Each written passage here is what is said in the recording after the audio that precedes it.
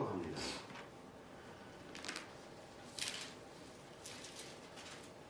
시작.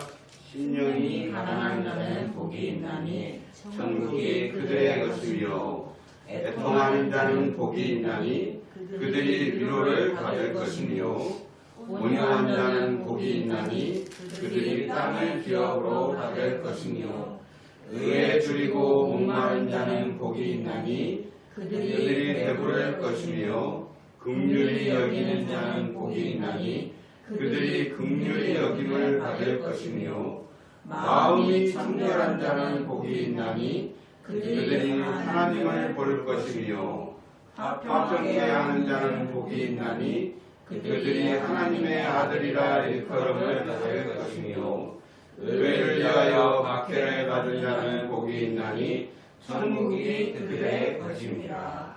아멘.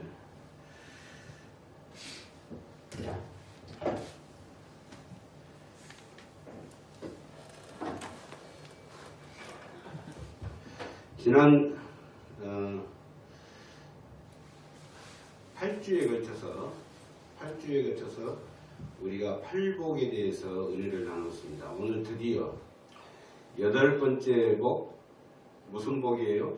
의를 위하여 박해를 받는 자는 복이 있다. 그 복은 무슨 복? 천국이 저들의 것입니다. 천국을 소유한다. 네. 천국을 소유하는 복을 받게 된다. 그런 말씀이 오늘 데미의 8번째 복입니다. 근데 천국이 그들의 것이며 이 말씀 어디서 본 것 같죠? 어디서 봤어요? 첫 번째 복, 심령이 가난한 자는 복이 있는데 그들이 천국을 소유하게 될 것이다. 같은 말씀이었습니다. 지난주에는 우리가 화평케 하는 자는 복이 있다. 그들이 어떻게 된다? 하나님의 아들이라 일컬음을 받을 것이며, 이거 역시 하나님의 아들이라 일컬음을 받는다는 것은 어떻게 해요? 하늘의 모든 것을 소유하게 된다는 것이죠. 하나님의 모든 것을 소유하게 된다. 상속받게 된다. 아들에게 상속을 주잖아요. 이게 누구누구의 아들이냐, 이게 굉장히 중요한 거예요. 우리 은호가 아들로 태어났는데, 은호가 만약에 삼성 이건희의 아들로 태어났으면 삼성의 재산을 이어받을 수 있어요. 그죠? 그래서 우리 누구의 아들이냐? 우리는 이제 하나님의 아들이 된다는 거예요. 하나님의 아들. 그래서 우리가 하나님을 향해서 기도할 때 어떻게 해요? 하나님 아버지. 그 로마의 신화 중에 옥타비아누스라는 초대 황제가 있어요. 초대 황제에게 주었던 그 존칭이 뭐였어요? 아우구스투스. 그러니까 아우구스투스라는 말은 뭐냐면 존엄한 자라는, 존엄한 자, 존귀한 자. 근데 옥타비아누스가 처음부터 존귀한 자, 존엄한 자가 된 게 아니고, 자기 아버지 시저라는, 율리우스라는 시저, 말하자면 1차 삼두정치, 2차 삼두정치를 지나서 이 율리우스가 자기가 꿈을 꿨던 게 뭐냐면, 이 삼두정치를 벗어나서 더 업그레이드 시켜가지고 황제가 되는 것이 좋겠다. 그것을 꿈을 꿔가지고 나름대로 계획을 쭉 세웠어요. 그러는 과정에서 자기 누나의 손자였던, 외손자였어요. 외손자였던 옥타비아누스가 눈에 들어온 거예요. 그래서 옥타비아누스를 어떻게 했어요? 자기 양자로 삼은 거예요. 자기 양자. 자기 아들로 삼았는데, 삼두정치를 반대했던 그 공예 사람들이 이 율리우스 시저를 죽이고 말아요. 암살하고 말합니다. 그러니까 이제 그 다음 누군가가 대를 이어야 되는데, 그때 옥타비아누스가 누구의 아들이었어요? 시저의 아들이었어요. 시저가 자기가 암살을 당해서 죽었지만은 그 삼두정치를 이끌어왔던 그 공회원들이 가만히 보니까 이게 맞는 거야. 율리우스의 그 따라서 그대로 정치를 시작하면 정말 로마가 튼튼해지겠다는 생각을 갖게 된 거예요. 그래서 황제를 뽑기로 시작했는데 누구를 황제를 뽑습니까? 나중에 결국은 옥타비아누스를 황제로 뽑는데, 옥타비아누스가 황제가 된 가장 결정적인 원인이 뭔지 알아요? 바로 시저의 아들이었다는 거예요. 시저의 율리우스라는 그 시저의, 그래서 시저란 이름은 어떤 이름이냐면 가이사라는 이름을 하고, 가이사, 시저, 말 발음이 시저라는 말이 가이사라는 이름이에요. 우리 성경에 나오는 가이사. 이거 황제라는 이름이죠. 황제. 그렇죠? 그래서 나중에 이제 예수님 시대에 아우구스도라고 나와요. 아우구스도가 예수님 그때 호적을 해가지고 마리아가 임신한 상태에서 베들레헴에 가서 아들을 낳게 되잖아요. 예수님은. 그런 사연이 있습니다. 누구의 아들이냐. 이게 굉장히 중요한 거예요. 근데 지난주에 우리가 보았던 그 말씀 중에 누구의 아들이라 일컬음을 받는다? 하나님의 아들. 어떻게 하는 자가? 화평케 하는 자. 오늘은 8복 가운데 마지막 복인 의를 위하여 박해를 받는 자의 복을 우리가 알아보도록 하겠습니다. 어떤 남자가 하나님께 이렇게 기도를 합니다. 하나님, 나로 하여금 스데반처럼 눈이 열려서 하늘에 하나님을 보게 하시고, 스데반이 순교를 당할 때 어떻게 했어요? 눈이 열려서, 영적인 눈이 열려가지고 하늘을 바라보게 되고 하나님의 보좌를 보게 됐잖아요. 그 우편에 앉아 계신 서 계신 예수님을 보게 된 거죠. 그러니까 하나님을 보게 하시고 베드로처럼 기적을 행하게 하시고, 죽은 사람도 살리고 병든 자도 고치고 안전뱅이도 일으키고 이런 기적을 행하게 하시고, 바울처럼 독사에게 물려도 상함이 없게 하소서 하고 기도를 한 거예요. 그러니까 하나님으로부터 하늘에 한 음성이 들려왔습니다. 얘야, 그러려면 스데반처럼 돌에 맞아서 죽어야 되고, 그리고 베드로처럼 감옥에 가야 되고, 그리고 사도 바울처럼 채찍에 맞고 감옥에 갇히고 명예를 헌시착처럼 버려야 되는데 네가 그걸 할 수 있거든요? 이렇게 음성이 들려온 거예요. 그러니까 그 음성을 듣고 이 사람이 뭐라고 대답했겠어요? 한번 생각해 보겠습니다. 그리고 그 기도를 멈췄다 그래요. 저도 가끔 그런 기도를 한 적이 있었습니다.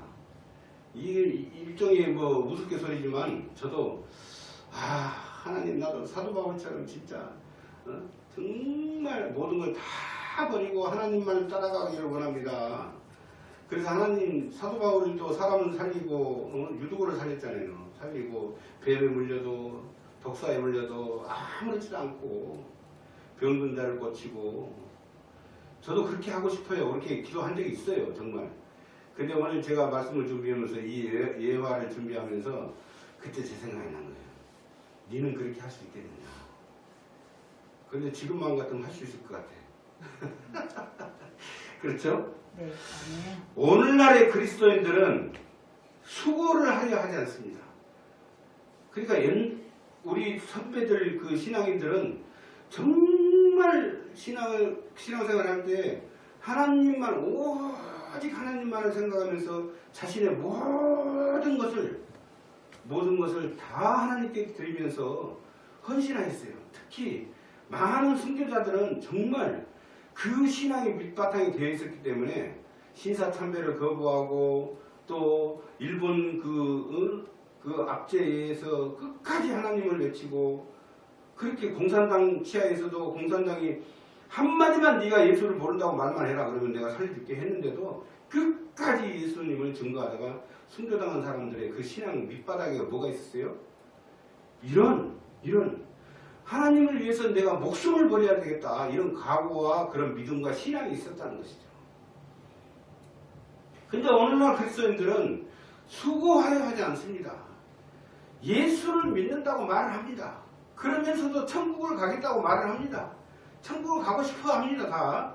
그런데 그 사람들은 천국을 제대로 알지 못한다는 것이에요. 천국은 아무나 가는 곳이 아닙니다. 성도라는, 그리스도인이라는 타이틀만 가지고 있으면 무조건 천국에 간다 착각하고 있는 거예요. 그러니까 교회에 나온 사람들이 1000만 명이 넘어가고 1200만 명까지 최고 고도가에 올라갔을 때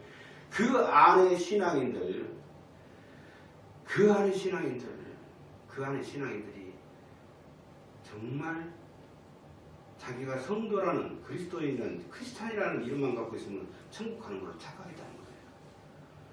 10,000명의 성도가 있는데 그 중에 5명밖에 못 올라간다고 하면 못 간다고 하면 얼마나 절망스럽습니까? 그렇죠? 10,000명 가운데 5명, 10,000명의 1%가 몇 명이에요? 100명이잖아요. 그죠? 근데 그 100명에 5명밖에 못 간다. 그러면 어떻게 되는 거예요? 0.0005%인가? 천국에 대해서 제대로 알지 못한다. 그래서 맨날 자꾸 이제 시대가 지나가면서 그 깨어있는 그리스도인들이 하는 말이 무슨 말이에요? 사람들에게 복만 받는 것을 이야기했을 뿐이지 신앙생활을 어떻게 해서 천국을 어떻게 가야 된다. 천국과 지옥에 대해서 설교를 하지 않았다는 것이죠. 천국은 무조건 가는 게 아니에요. 공짜로 가는 것도 아닙니다. 천국은 예수를 믿고 예수 때문에 그리고 의를 위해서 고난도 마다하지 않는 사람들에게 주어지는 상급이 바로 천국이라는 것입니다.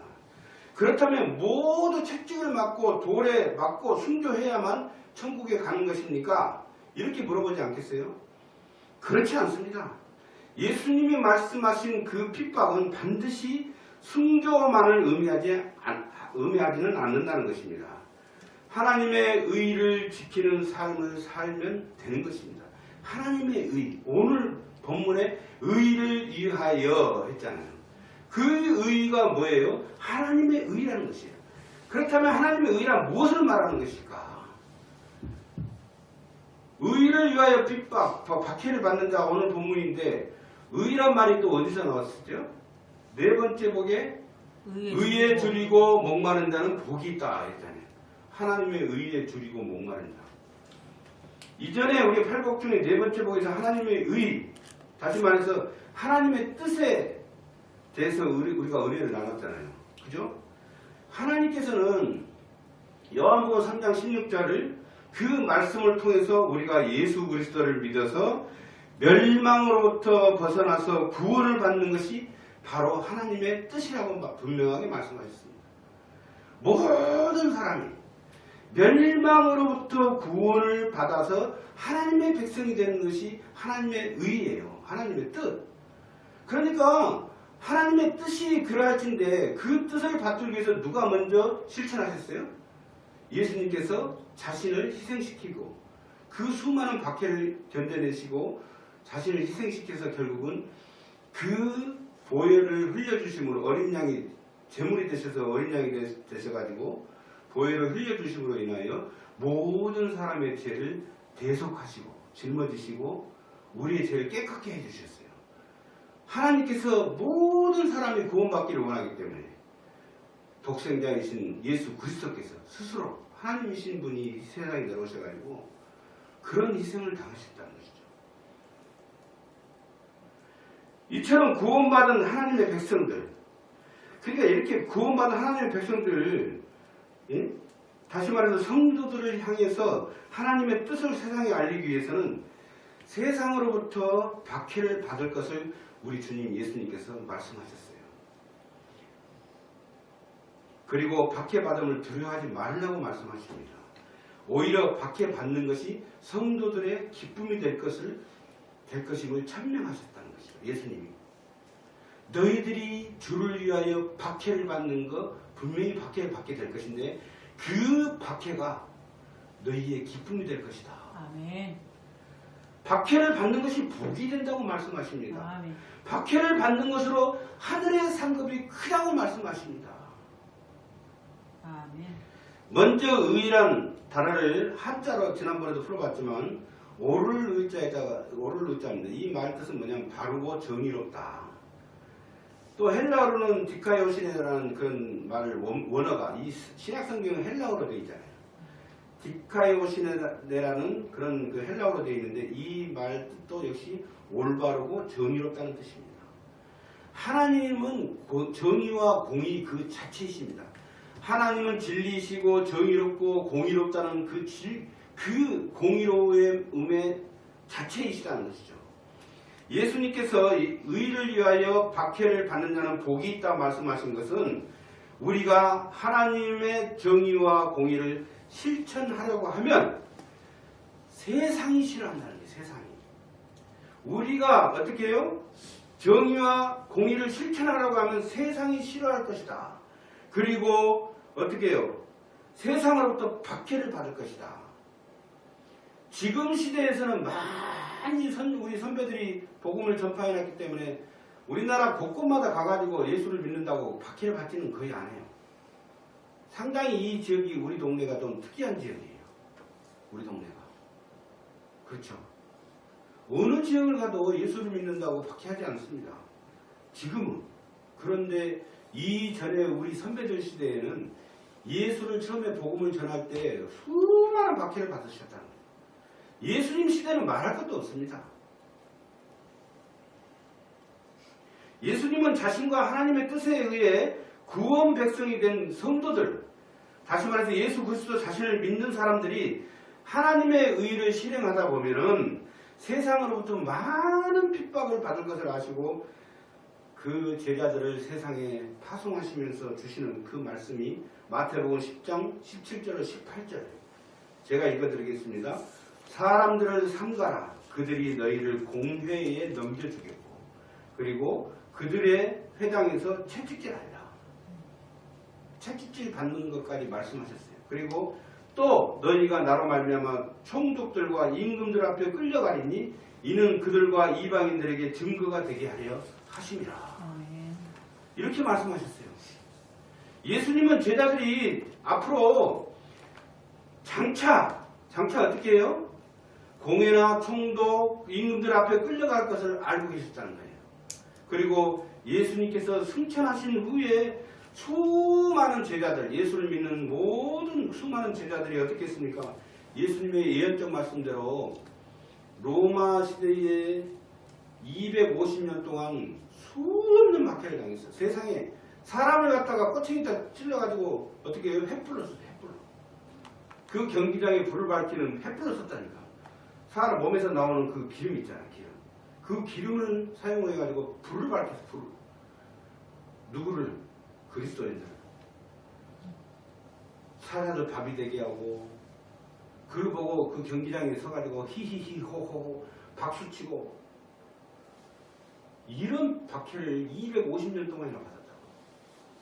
예수님께서는 아셨던 거예요. 그러니까 그 후에 예수님을 믿는 모든 사람들이 한마디만 하면 살려주겠다. 그게 뭐예요? 지금 1950년도 우리 전쟁이 일어나도 공산 정권이 내려왔을 때도 그때도 똑같은 말 했잖아요. 한마디만 하면 너 살려줄게. 뭐예요? 예수를 모른다고 부인해라. 그런데 다 예수를 모른다고 부인해라. 예수님 승천하신 후에 그 이후에 어떻게 했어요? 다 그렇게 물어봐도 말을 해도 로마 군사가 말을 해도 나는 끝까지 나는 예수를 믿는다. 사지가 찍히고 십자가에 못 박히고 그 십자가에 못 박는 그 형이 로마에서 일어난 거예요. 로마. 그런 그 형벌을 받아요. 박해를 받고.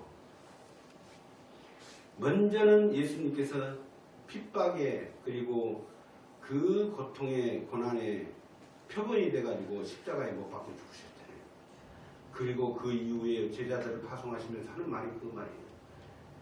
핍박과 박해와 고통 모든 것을 너희는 당하게 될 것인데 그것을 기뻐하라. 기뻐하라.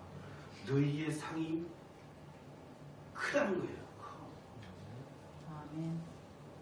사랑하는 여러분, 예수님 때문에 무시당한 적 있습니까? 예수님 때문에? 있습니다. 가끔 있어요.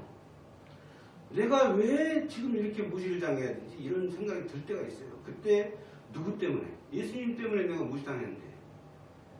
그때 이 신앙이 없었으면, 이 신앙이 만약에 없었으면 어쩌면 내가 왜 이래 이렇게 생각이 되는데 어떤 사람은 이 신앙을 갖고 있었다면 아이고 나의 상이 커지는구나. 기쁘다. 즐겁다. 핍박을 당하면 막 즐거워하는 거야. 도무지 이해할 수 없어. 세상 사람들은 막 무시를 해도 이 사람이 방글방글 웃는 거야. 예수님 때문에 고난당한 적이 있습니까? 그리고 예수님 때문에 욕을 먹은 적이 있습니까?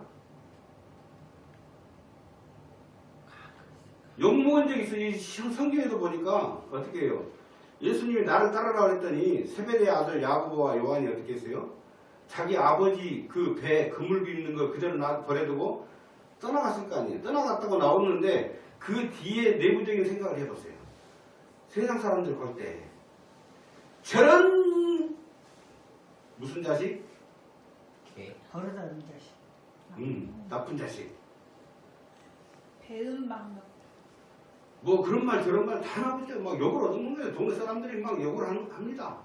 저런 손가락질 하면서 어떻게 아버지를 버려두고 홀로 지금 그 고생하는 아버지를 버려두고 한번 예수를 따라간다고 저를 따라가느냐.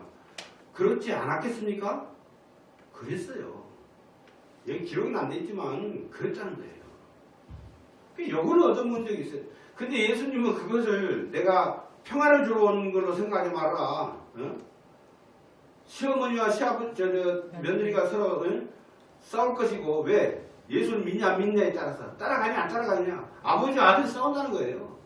가족의 화평이 깨진다는 거예요. 예수 때문에. 근데 예수님께서는 이걸 기뻐해라는 거예요. 너를 욕한다? 욕하는 것을 기뻐해라. 욕 들어본 것을. 그리고 뺨을 맞아본 적이 있습니까? 뺨. 있습니다. 자존심 상한 적 있습니까? 뺨을 맞아봤어요. 예수님 때문에. 그런 적은 없습니다. 그리고 여러분 예수님 때문에 손해본 적 있습니까? 많이 당합니다. 손해를 많이 봅니다. 정의와 공의를 실천하다 보니까 세상은 악한 세상이에요. 사람들이 굉장히 악합니다. 그 악한 가운데 내가 내 이익을 보기 위해서 어떤 행위를 하고자 할 때 정의롭지 못하고 공의롭지 못한 그 일에서는 물러설 수밖에 없잖아요. 그죠? 그러면 내가 손해예요. 손해. 그런 손해를 입고도 피해를 보면서도 예수님 때문에 모함당한 적이 있습니까? 예수님 때문에 매를 맞아본 적이 있습니까? 앞으로 일어날 수도 있다는 이야기예요. 그때마다 우리는 어떻게 해요? 기뻐하고 감사하시기 바랍니다. 아멘. 아멘. 내가 손해를 봐. 억울해. 이게 아니에요. 예수님의 정의와 공의를 내가 실천하다 보니까 예수님을 본받으려고 하다 보니까 손해를 보게 되구나. 하나님 드디어 내가 이게 승리. 아멘. 내가 승리했습니다. 하나님 감사합니다. 너무너무 감사합니다. 우리 주님 때문에 나 때문에 그런 게 아니라 내 때문에 뭐 손해보고 이런 것은 아무런 문제가 안 돼. 그런데 예수님 때문에 방금 이야기했다면 예수님을 본받아서 진리와 정의와 공의를 실천하다 보니까 마태복음 5장 11절로 12절에 뭐라고 말씀하십니까? 나로 말미암아 나로 말미암은 것은 누구예요? 누구를 말미암아? 예수님을 말미암아서 너희를 욕하고 박해하고 거짓으로 너희를 거슬려 모든 악한 말을 할 때에는 너희에게 복이 있나니 기뻐하고 즐거워하라. 아멘. 하늘에서 너희의 상이 큼이라. 아멘. 네. 너희 전에 있던 선지자들도 이같이 받게 하였다 그랬어요. 마태복음 5장 11절 12절에 너희 전에 있던 선지자들도 그 선지자들도 세상 사람들이 이같이 박해를 했다는 거예요. 욕하고 박해하고 거짓으로 너희를 거슬려 모든 악한 말로 사람들을 충격으로 빠뜨리는 그런 경우가 이전에 선지자들도 있었고 앞으로 너희들에게도 있을 것이라는 것입니다. 그런데 너희는 그것을 가지고 너희에게 복이 있다고 예수님 말씀하시면서 뭐라 그래요? 기뻐하고 즐거워해라. 아멘. 그리고 하늘에서 너희의 상이 크다고 분명하게 말씀하셨어요. 누가복음 6장 22절로 23절을 보니까 예수로 나로 말미암아 인자로 말미암아 예수님으로 말미암아 사람들이 너희를 미워하고 잘 생각해 보세요. 예수를 믿는다는 그 이유 하나만으로 진짜로 예수를 믿는 것 아니 이단에서 예수를 말하는 그 이단 예수를 믿는 게 아니에요. 진짜 예수를 믿는 것 진실로 예수를 믿는 것으로 인해서 너희를 미워하게 된다는 거예요. 미워. 세상 사람들이. 야, 너만 예수 믿냐? 왜 너는 유별나게 그렇게 까탈스럽게 해? 사람들이 그 어떤 사람이 오는 것을 굉장히 싫어했다잖아요. 어떤 사람이. 그 어떤 사람은 뭐예요? 진짜 예수 믿는 사람이에요. 그 사람이 우리 부서에 들어오면 타협이 없는 거야. 타협이. 가짜하고 거짓말하고. 그러니까 저 사람이 안 오기를 원해. 그런 경우가 있었다잖아요. 예수 믿는 사람은 그렇게 피해를 당해요. 그러나 끝까지 예수를 믿고 핍박을 받고 미움을 당하고 그 사람들이 여기 성경에 나와서 멀리하고 그래 멀리해. 사람들이 멀리해. 그리고 또 막 욕을 하면 욕합니다. 욕을 해요. 그리고 심지어는 더 악한 놈이라고 그래. 오히려 예수 믿는 사람은 악하다 그래. 그럴 때에 너희에게 복이 있다 그랬어요. 아멘. 그날에 기뻐하고 뛰노라. 누가복음 6장 22절에서 23절에 보니까 그날에 기뻐하고 뛰노라. 그날이 언제예요? 마지막 날에 기뻐하고 뛰노라. 그리고 그때 당시에 그 날에 요거도 먹고 멀리하고 미워하는 그 날에 기뻐해라. 오히려 뛰어놀아라. 하늘에서 너희의 상급이 크다는 것입니다. 아멘. 그전에 조상들이 너희 선지자들에게 똑같이 아까도 말했듯이 이와 같이 하였느니라고 말씀하십니다. 이 모든 말씀이 역설적이게 들리겠지만 주를 위해 고난받은 것을 자랑스럽게 생각하시기를 바랍니다. 아멘. 자랑스럽다? 이게 자랑스럽다는 거예요. 아멘. 주를 위하여 욕을 얻은 것을 수치스럽게 생각하지 마시고 오히려 기쁘게 생각해라는 것입니다. 사도 바울은 많은 그리스도인들이 가장 좋아하는 사도입니다. 그런데 많은 교회를 개척을 했고 신약 성경의 절반에 가까운 13권의 선지서를 쓰므로 많은 사람들을 예수께로 인도했습니다. 지금도 엄청난 영향력을 가지고 있잖아요. 모든 과정에서 바울은 어떻게 했어요? 그렇게 교회를 개척하고 많은 사람을 교회로 예수를 믿게 하는데 그 과정에서 수많은 박해를 당했다는 거예요. 그래서 바울은 수많은 박해를 받음으로 자신의 자랑으로 얘기했다는 거예요. 유일하게 성경에 나오는 말이 있어요. 자신의 편지 중에서 내가 이랬고 저랬고 뭐 어디 가서 뭐 그 전도를 했고 이런 내용들이 쭉 나오지만 고린도후서에가 어떻게 해요? 자신이 받은 그 고통, 박해 이걸 나는 자랑스럽게 생각한다 했어요. 유일하게 자랑을 합니다. 유일하게 자랑을 해요. 이 박해 받은 것을 오직 예수 그리스도의 복음만을 전한 바울이 유일하게 자신의 박해 받은 그 받음을 갖다가 자랑했던 말씀이 고린도후서 11장 23절 27절 한번 찾아보도록 하겠습니다. 시간이 좀 없지만 고린도후서 11장 23절로 27절 하나씩 풀어봅니다. 내가 아직 안 찾았어요. 11장 23절로 27절 11장 23절 그들이 그러니까 내가 수고를 넘치도록 하고 아, 자 예. 내가 수고를 넘치도록 하고 이 말의 근거는 어디에 있어요? 고린도전서 15장 10절 내가 찾아보니까 내가 모든 사도보다 더 많이 수고하였다고 자기가 스스로 이야기합니다. 그리고 그 다음에 옥에 갇히기도 더 많이 하고 그랬죠. 네. 고린도후서 6장 5절을 보니까 매맞음과 갇힘과 난동과 수고로움과 자지 못함과 먹지 못하면서 옥에 갇혔다는 거예요. 그 말씀이 나옵니다. 그리고 매도 그 다음에는 뭐예요? 매도 수없이 맞고 그러니까 사도행전 16장 22절 23절 보니까 상관들이 옷을 찢어서 벗기고 매로 치라 하여서 많이 치고 그 다음에 옥에 가둬버렸다는 거죠. 이런 말씀이 지금 사도행전에가 나옵니다. 그리고 여러 번 죽을 뻔하였으니 이거 뭐예요? 고린도후서 1장 8절로 9절을 보니까 제가 일일이 지금 다 찾아본 거예요. 이거 힘에 겹도록 심한 고난을 당하여 살 소망까지 끊어지고 우리 자신이 사형 선고를 받은 줄 알았다고 이렇게 말을 합니다. 그리고 고린도후서 4장 10절로 11절을 보니까 우리가 항상 예수의 죽음을 몸에 짊어졌다. 우리가 항상 예수를 위하여 죽음에 넘겨졌다. 그러니까 어떻게 했다고요? 여러 번 죽을 뻔했다는 거예요. 여러 번. 그리고 유대인들에게 40에서 하나 강한 매를 몇 번 맞았다? 5번. 신명기 25장 3절에 보니까 40까지는 때리되 그것을 넘기지 못하는 법이 있어요. 법이. 그래서 40대를 때릴 때 매로 등을 막 때리잖아요. 등. 엎드려 시켜놓고 등을 막 때리는 거죠. 그 매로. 그때 이게 얼마나 고통스러우면 40대를 넘기지 못하게 그 법이 규정되어 있기 때문에 몇 대까지 때리냐면 39대까지. 이게 여기서도 나온 게 뭐래요? 응? 40에서 하나 감한 매를 5번이나 맞았다는 거예요. 그리고 그 다음 말은 뭐예요? 3번 태장으로 맞고. 사도행전 16장 22, 23절을 보니까 태장이란 건 뭐예요? 태장. 엎드려 뻗쳐놓고 우리 그 있잖아요. 매로. 그 널판지 같은 그 큰 매로 하나요! 둘이요! 때리는 그 태장 있잖아요. 태장. 그걸 3번이나 맞았다는 거예요. 그 다음에 한 번 돌로 맞고 사도행전 14장 9절을 보니까 19절을 보니까 유대인들이 안디옥과 이고니온에서 와서 무리를 충동하여 돌로 바울을 쳐서 죽은 줄 알고 시위에다가 끌어다 버려버렸다는 내용이 나옵니다. 그러니까 지금 바울이 지금 자랑하면서 하는 말이 한 번 내가 돌로 맞아도 죽을 뻔했다. 죽은 줄 알고 나를 버렸다. 그때 이런 말이에요. 그 다음에 3번 파손하고 일주일을 깊은 바다에 지냈다.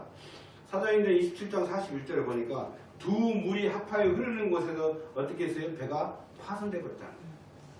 근데 하나님이 구해줬잖아요. 그 멜리데 섬에 가가지고 독사에 그걸 잡았는데 불 속에서 탁 독사가 물어가지고 사람들 다 죽었다 했는데 살아는 아무렇지도 않았잖아요.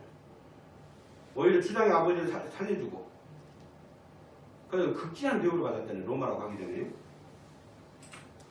여러 번 여행하면서 강의 위험과 강도의 위험과 동족의 위험, 이방인의 위험, 그리고 시내의 위험과 광야의 위험과 바다의 위험과 거짓 형제 중에 위험을 당하고 이런 말씀들이 쭉 지금 사도행전 9장 2절 23절로 사도행전 14장 5절로 그 다음에 뭐 21장 31절로 이런 내용들이 쭉 그 근거로 나옵니다.